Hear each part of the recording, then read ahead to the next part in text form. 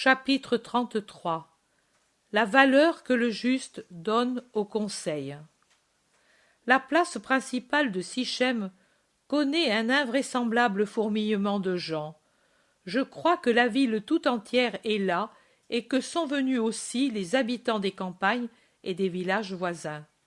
Ceux de Sichem, dans l'après-midi du premier jour, ont dû se répandre pour donner la vie en tout lieu, et tous sont accourus, bien portants et malades, les pécheurs et les innocents. Une fois la place remplie, bondées les terrasses sur les toits, les gens se sont juchés jusque sur les arbres qui ombragent la place.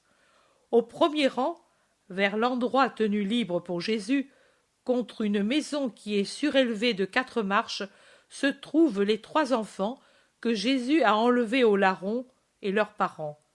Comme ils sont anxieux de voir leur sauveur, les 3 petits, tout cri les fait retourner pour le chercher, lui.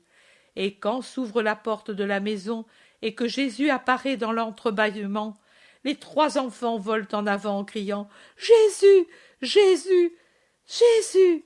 et ils montent les hautes marches sans même attendre que lui descende pour les embrasser. Jésus se penche et les embrasse, les élevant ensuite, vivant bouquet de fleurs innocentes, et il baise les petits visages qui lui rendent l'appareil. Les gens font entendre un murmure ému et s'élève quelque voix qui dit « Il n'y a que lui pour savoir baiser nos innocents !» Et d'autres voix « Voyez-vous comme il les aime, il les a sauvés des larrons, il leur a donné une maison après les avoir rassasiés et vêtus, et maintenant il les baise comme s'ils étaient les fils de ses entrailles. » Jésus, qui a déposé les enfants par terre sur la plus haute marche, tout près de lui, répond à tous en répondant à ces dernières paroles anonymes. En vérité, c'est plus que des fils de mes entrailles qu'ils sont pour moi. C'est que je suis pour eux un père pour leur âme, et celle-ci m'appartient, non pendant le temps qui passe, mais pendant l'éternité qui demeure. Si je pouvais le dire de tout homme, que de moi, la vie, il tire la vie pour sortir de la mort. Je vous ai invité à cela quand je suis venu pour la première fois parmi vous, et vous pensiez que vous aviez beaucoup de temps pour vous décider à le faire. Une seule a montré de l'empressement pour suivre l'appel et pour aller sur le chemin de la vie, la créature la plus pécheresse d'entre vous, peut-être justement parce qu'elle s'est sentie morte, qu'elle s'est vue morte, pourrie dans son péché, et qu'elle a eu hâte de sortir de la mort. Vous, vous ne vous sentez pas, et vous ne vous voyez pas mort, et vous n'avez pas son empressement. Mais quel est le malade qui attend d'être mort pour prendre les remèdes de vie? Celui qui est mort n'a besoin que d'un linceul et d'aromates, et d'un tombeau où reposer pour devenir poussière après avoir été pourriture. Car si pour des fins qui sont sages, la pourriture de Lazare que vous regardez avec des yeux dilatés par la crainte et la stupeur retrouva la santé par l'intervention de l'Éternel, cela ne doit tenter personne à arriver à la mort de l'esprit en disant « Le Très-Haut me rendra la vie de l'âme ». Ne tentez pas le Seigneur votre Dieu. C'est à vous de venir à la vie. Il n'y a plus le temps d'attendre. La vigne va être cueillie et pressée. Préparez votre esprit au vin de la grâce qui va vous être donné. Ne faites-vous pas ainsi quand vous devez prendre part à un grand banquet? Ne préparez-vous pas votre estomac à recevoir les nourritures et les vins choisis, en faisant précéder le banquet d'une abstinence prudente qui rend le goût net et l'estomac vigoureux pour goûter et désirer la nourriture et les boissons? Et n'agit-il pas de même le vigneron pour essayer le vin fait depuis peu? Il ne corrompt pas son palais le jour où il veut essayer le vin nouveau. Il s'en garde parce qu'il veut se rendre compte avec exactitude des qualités et des défauts pour corriger les uns et exalter les autres, et pour bien vendre sa marchandise. Mais S'il sait faire cela, celui qui est invité à un banquet pour goûter avec plus de plaisir les mets et les vins, et s'il le fait, le vigneron, pour bien vendre son vin, ou pour rendre vendable le vin qui, à cause de ses défauts, serait repoussé par l'acheteur, l'homme ne devrait-il pas savoir le faire pour son esprit, pour goûter le ciel, pour gagner le trésor, pour pouvoir entrer au ciel? Écoutez mon conseil. Oui, ce conseil, écoutez-le. C'est un bon conseil. C'est un conseil juste, du juste qu'en vain on a mal conseillé, et qui veut vous sauver des fruits des conseils mauvais que vous avez eus. Soyez juste comme je le suis, et sachez donner une juste valeur aux conseils qui vous sont donnés. Si vous savez vous rendre juste, vous leur donnerez une juste valeur. Écoutez une parabole.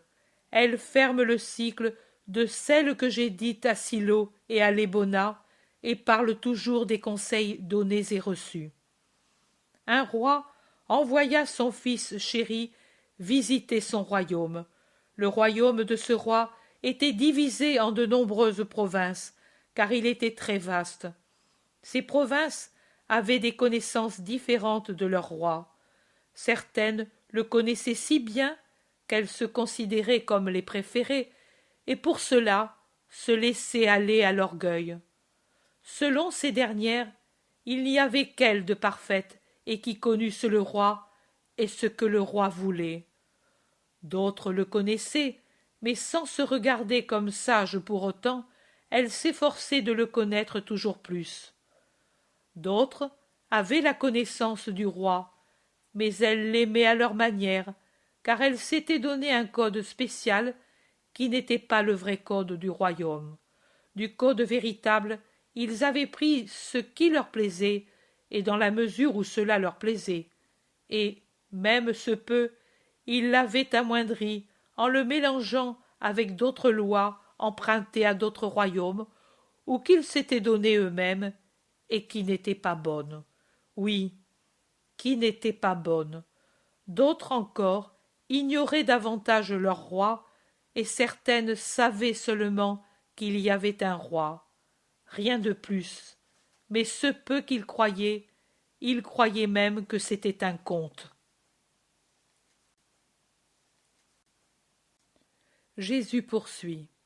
Le fils du roi vint visiter le royaume de son père pour donner à toutes les différentes régions une connaissance exacte du roi. Ici, en corrigeant l'orgueil, là, en relevant ceux que l'on avait avilis, ailleurs, en redressant les idées erronées, plus loin, en persuadant d'enlever les éléments impurs de la loi qui étaient purs, ici, en enseignant pour combler les lacunes, là, en essayant de donner un minimum de connaissance et de foi en ce roi réel dont tout homme était le sujet. Ce fils de roi pensait pourtant que, pour tous, une première leçon était l'exemple d'une justice conforme au code aussi bien dans les parties sérieuses que dans les choses de moindre importance. Et il était parfait, si bien que les gens de bonne volonté devenaient meilleurs parce qu'ils suivaient tant les actions que les paroles du fils du roi, car ses paroles et ses actions étaient une unique chose tant elles se correspondaient sans dissonance. Pourtant, ceux des provinces qui se considéraient comme parfaites seulement parce qu'ils connaissaient à la lettre du code, mais n'en possédaient pas l'esprit, voyaient que de l'observance de ce que faisait le fils du roi et de ce qu'il exhortait à faire, il ressortait trop clairement qu'eux connaissaient la lettre du code, mais ne possédaient pas l'esprit de la loi du roi, et qu'ainsi leur hypocrisie se trouvait démasquée.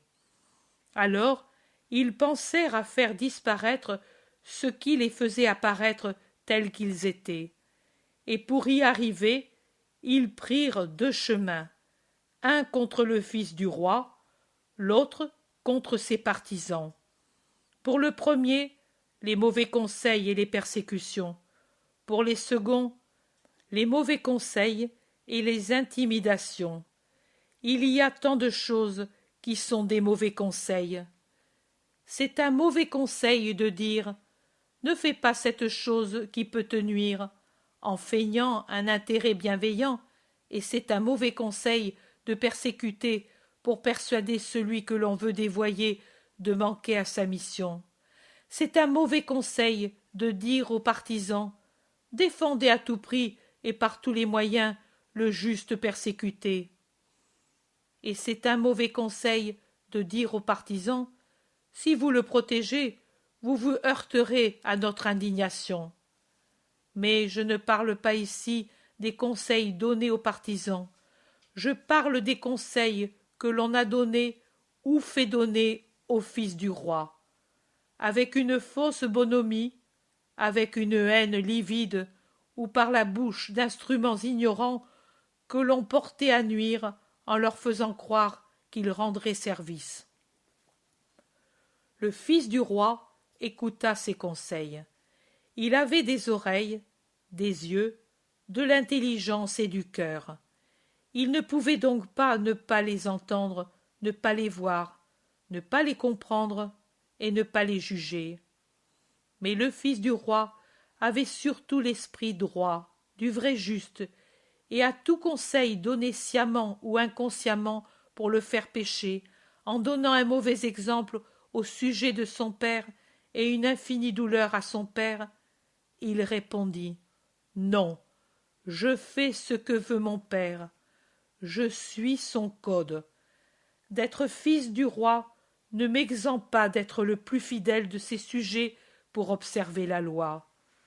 Vous qui me haïssez et voulez m'effrayer, sachez que rien ne me fera violer la loi.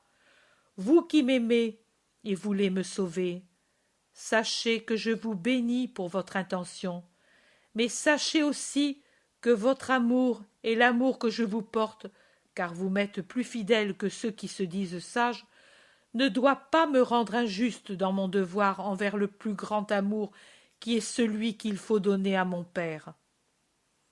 Voilà la parabole, mes fils, et elle est si claire que chacun de vous peut l'avoir comprise. Et chez les esprits justes, il ne peut s'élever qu'une seule voix. Il est vraiment le juste, car aucun conseil humain ne peut l'entraîner sur la voie de l'erreur. Oui, fils de Sichem, rien ne peut m'induire en erreur. Malheur si je tombais dans l'erreur, malheur à moi et malheur à vous. Au lieu d'être votre sauveur, je serais pour vous un traître, et vous auriez raison de me haïr. Mais je ne le ferai pas. Je ne vous reproche pas d'avoir accepté des suggestions et pensé à des mesures contraires à la justice. Vous n'êtes pas coupable, puisque vous l'avez fait par esprit d'amour. Mais je vous dis ce que je vous ai dit au commencement et à la fin, je vous le dis à vous. Vous m'êtes plus cher que si vous étiez les fils de mes entrailles, car vous êtes les fils de mon esprit. Votre esprit, je l'ai amené à la vie, et je le ferai encore plus. Sachez, et que ce soit votre souvenir de moi, sachez que je vous bénis pour la pensée que vous avez eue dans le cœur. Mais grandissez dans la justice, en voulant seulement ce qui honore le vrai Dieu, pour qui il faut avoir un amour absolu qu'on ne doit donner à aucune autre créature. Venez à cette parfaite justice dont je vous donne l'exemple, une justice qui foule aux pieds les égoïsmes du propre bien-être, la peur des ennemis et de la mort, qui piétine tout pour faire la volonté de Dieu. Préparez votre esprit. L'aube de la grâce se lève, le banquet de la grâce s'apprête. Vos âmes, les âmes de ceux qui veulent venir à la vérité, sont à la veille de leurs noces, de leur libération, de leur rédemption. Préparez-vous dans la justice, à la fête de la justice. Jésus fait signe aux parents des enfants qui sont près d'eux d'entrer dans la maison avec lui, et il se retire après avoir pris dans ses bras les 3 enfants comme au début. Sur la place se croisent les commentaires très divers. Les meilleurs disent « Il a raison, nous avons été trahis par ces faux envoyés ». Les moins bons disent « Mais alors il ne devait pas nous flatter, il nous fait haïr encore plus, il nous a bernés, c'est un vrai juif. » Vous ne pouvez pas le dire. Nos pauvres connaissent ses secours, nos malades sa puissance, nos orphelins sa bonté. Nous ne pouvons pas prétendre qu'il pêche pour nous faire plaisir. Il a déjà péché, car il nous a haïs en nous faisant haïr. Et par qui? Par tout le monde. Il nous a bernés, oui, il nous a bernés. Les opinions diverses remplissent la place, mais elles ne troublent pas l'intérieur de la maison où Jésus se trouve avec les notables, les enfants et leurs parents. Une fois de plus se vérifie la parole prophétique, il sera une pierre de contradiction.